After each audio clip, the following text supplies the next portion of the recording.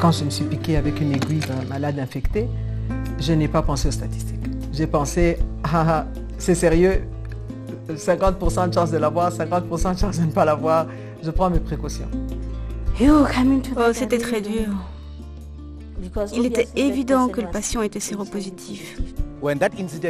Quand l'incident s'est produit, je n'ai plus pensé aux statistiques, j'ai pensé à moi. C'était grave et j'étais inquiet.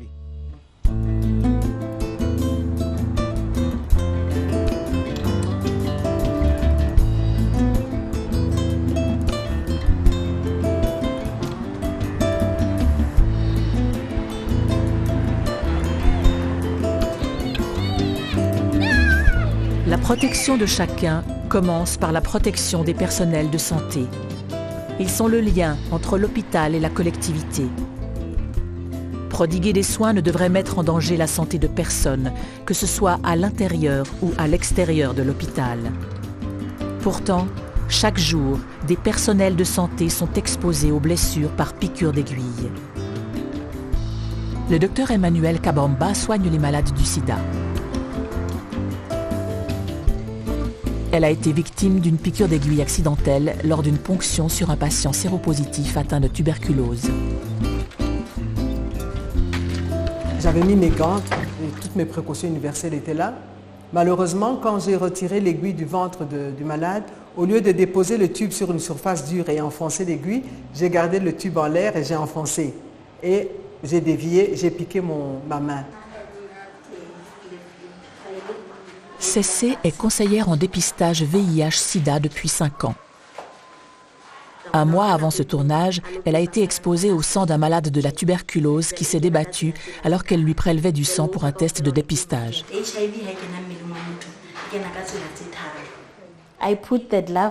ne portais qu'un gant, car j'avais oublié d'enfiler l'autre.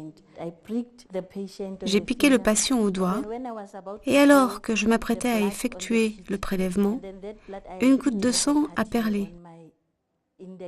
Elle est tombée sur une blessure que j'avais à l'index. J'ai ensuite découvert que le patient était séropositif.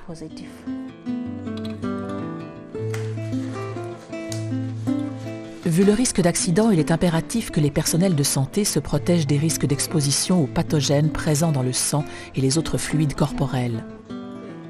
Des précautions universelles rappellent aux personnels de santé qu'ils doivent rester vigilants à tout moment et avec tous les patients, quel que soit leur état de santé.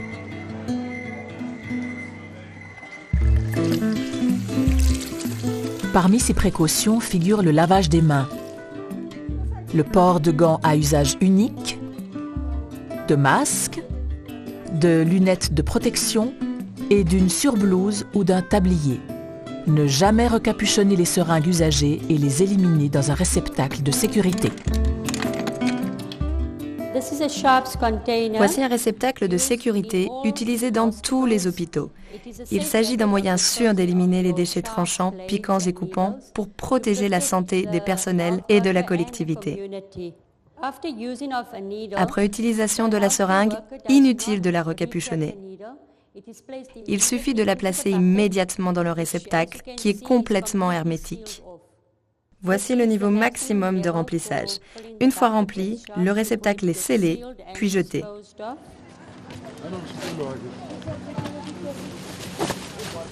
L'élimination des déchets en toute sécurité constitue la dernière étape de la protection des personnels de santé et de la collectivité. On voit ici que les déchets sont emmenés par une société privée pour être incinérés.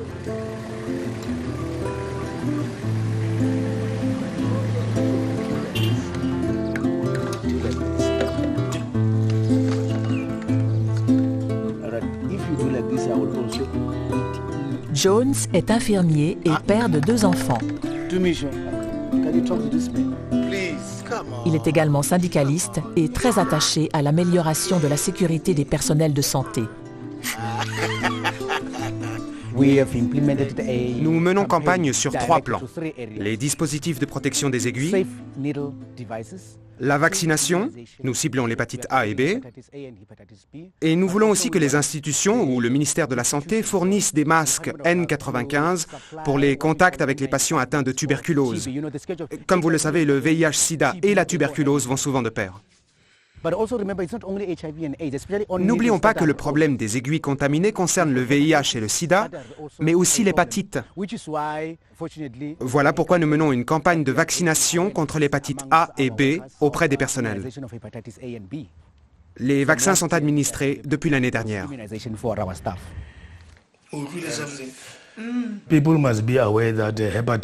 Il faut savoir que l'hépatite est extrêmement contagieuse, mais qu'elle peut être maîtrisée et traitée. Toute piqûre accidentelle doit être signalée immédiatement.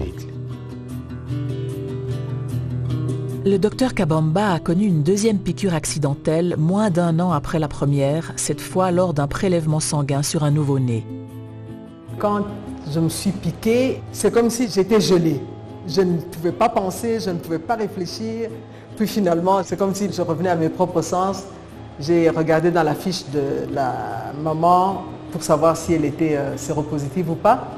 Et le test n'avait pas été fait. Alors je suis descendue aux urgences, j'ai déclaré l'accident de travail et puis j'ai commencé les antirétroviraux. Les accidents peuvent survenir lors de toute manipulation d'aiguille. Pourtant, des dispositifs de sécurité existent depuis plus de 10 ans grâce à la recherche.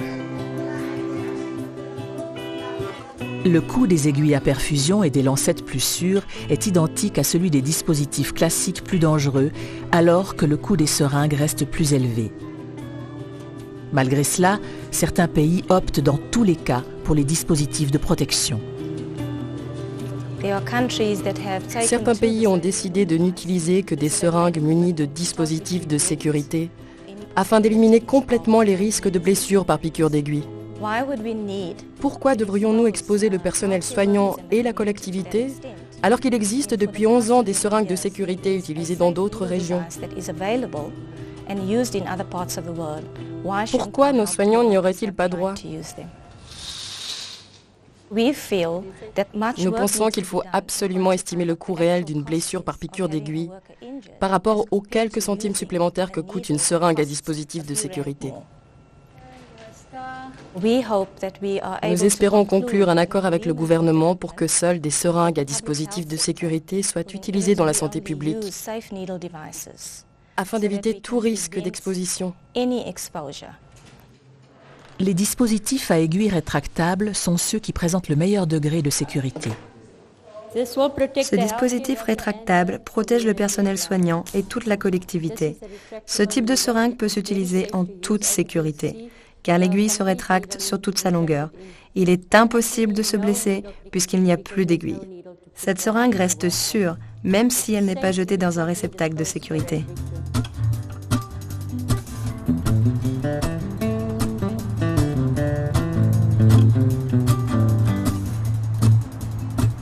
Malgré leurs avantages, le coût constitue toujours un obstacle majeur à la généralisation des seringues de sécurité.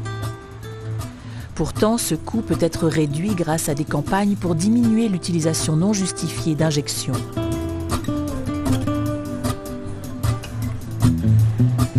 En attendant, des personnels soignants continuent de se blesser. Des millions de blessures par piqûre d'aiguille se produisent annuellement dans le monde. On estime à 85 000 le nombre de cas d'hépatite et à 1000 le nombre de cas de VIH dus chaque année à ces accidents.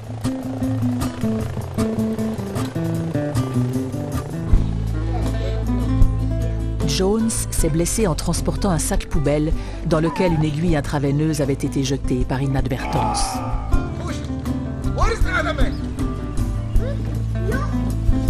Les blessures de ce type suscitent des émotions très diverses. À vrai dire, je ne savais que penser. En tant qu'Africain, je ne pouvais rien laisser transparaître de mon inquiétude. Mais connaissant les dangers d'une blessure par piqûre d'aiguille, au fond de moi, j'avais peur. J'étais terrifié. Je pense que c'est ça qui alimente, qui met le feu aux préjugés sur le sida. C'est l'aspect moral. C'est vrai que c'est transmis 96% de fois sexuellement, c'est vrai. Mais je ne suis pas d'accord avec le fait que, ayant constaté cela, on continue à condamner les gens à cause de cela.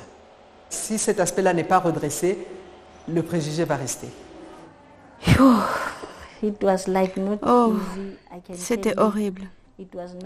Horrible. J'ai même pleuré, mais pas devant le patient. Je suis allée voir ma supérieure pour lui signaler l'incident. Puis j'ai consulté le médecin qui m'a prescrit une prophylaxie post-exposition à prendre pendant 1 mois. Une prophylaxie post-exposition, ou PPE, doit être prévue pour quiconque travaille dans le milieu médical, y compris les personnels d'entretien et de collecte des déchets. Le traitement doit être disponible sur place. Son efficacité est maximale quand il est administré dans les 2 heures après l'exposition, avec un délai impératif maximal de 72 heures et pris pendant 28 jours. Il est essentiel de conseiller et d'accompagner les victimes en permanence. Le centre de soins doit enquêter sur les causes de l'accident et modifier les procédures si nécessaire. Un test de dépistage du VIH est recommandé. Un test de contrôle, 3 et 6 mois plus tard, permet de vérifier l'efficacité du traitement. Une indemnisation doit être envisagée si le traitement n'a pas été efficace. Je suis déléguée du syndicat du personnel infirmier et j'exerce la fonction de responsable du contrôle des infections. Nous intervenons généralement après une piqûre accidentelle et nous accompagnons la victime. Nous sommes toujours là pour elle et nous la soutenons durant tout le processus. Le soutien familial est également essentiel. Une blessure par piqûre peut avoir des répercussions pour toute la famille et pour la collectivité.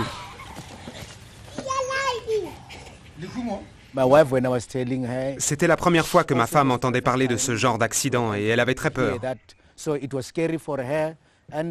Nous sommes même allés voir le pasteur pour qu'il nous aide à surmonter cette épreuve qui allait bouleverser notre vie. Je n'ai pas eu peur d'en parler à ma mère, car les parents sont là pour leurs enfants. Je savais que si je lui en parlais, elle me réconforterait. Je n'ai jamais pensé que mon mari pourrait mal réagir à cet accident parce que le sida est un sujet de conversation que nous avons souvent. Mais ce qui m'effrayait moi personnellement, c'est d'être infectée et d'infecter mon mari. Jones est aujourd'hui délégué à plein temps pour le syndicat Hospersa. La question des blessures par piqûre d'aiguille lui tient particulièrement à cœur. Après l'incident, j'ai voulu en savoir plus. Je me disais que si ça m'était arrivé à moi, cela pouvait arriver à tout le monde. Comment l'éviter ? Notre but n'est pas de critiquer la direction, mais de trouver des solutions. Parce qu'ensemble, nous sommes plus forts. Ensemble, nous pouvons résoudre les problèmes. Ensemble, nous pouvons faire en sorte que l'hôpital soit un lieu de travail sûr et sain pour tout le personnel soignant.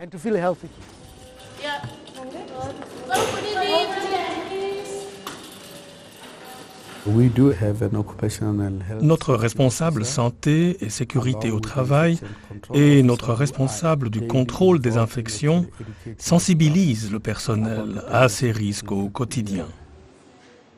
C'est un processus de longue haleine et en réalité un travail d'équipe pour le bien de tous les personnels soignants.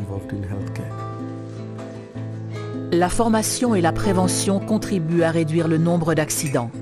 Mais seule l'utilisation universelle de dispositifs de sécurité pourra les enrayer.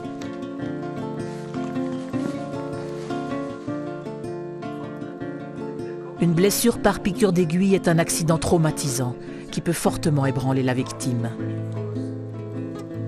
Cette expérience m'a appris beaucoup. D'abord, cette expérience m'a appris à vivre sous un préjudice.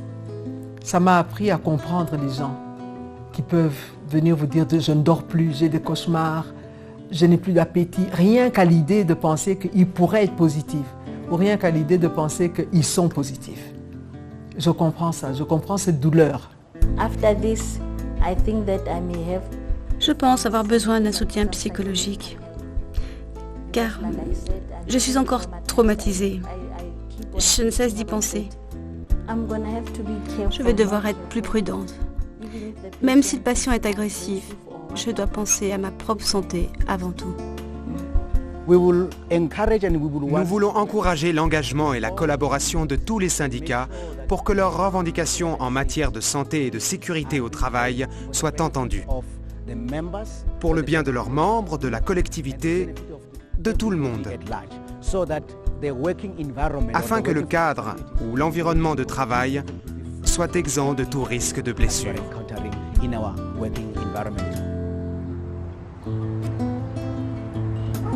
Pour assurer la protection des personnels et de la collectivité, l'Internationale des services publics, ISP, préconise l'élimination des risques de blessures par piqûre d'aiguille au travers de la mise en œuvre partout dans le monde de seringues à dispositifs de sécurité dans tous les environnements de soins.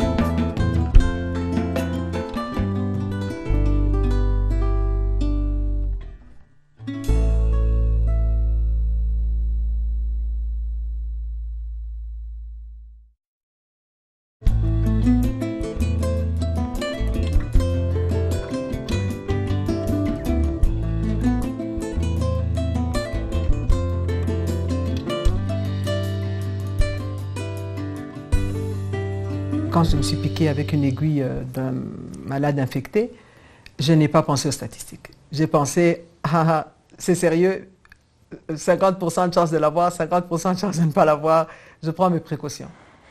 Oh, c'était très dur. Il était évident que le patient était séropositif. Quand l'incident s'est produit, je n'ai plus pensé aux statistiques, j'ai pensé à moi. C'était grave et j'étais inquiet.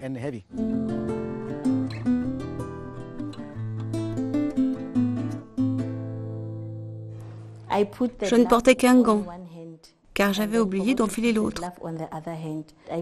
J'ai piqué le patient au doigt, et alors que je m'apprêtais à effectuer le prélèvement, une goutte de sang a perlé. Elle est tombée sur une blessure que j'avais à l'index. J'ai ensuite découvert que le patient était séropositif.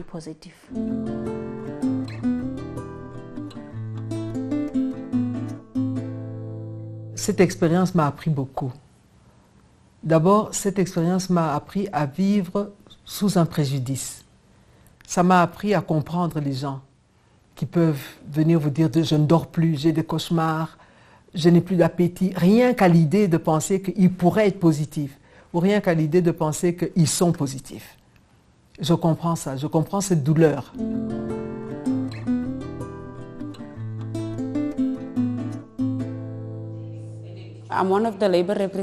Je suis déléguée du syndicat du personnel infirmier et j'exerce la fonction de responsable du contrôle des infections.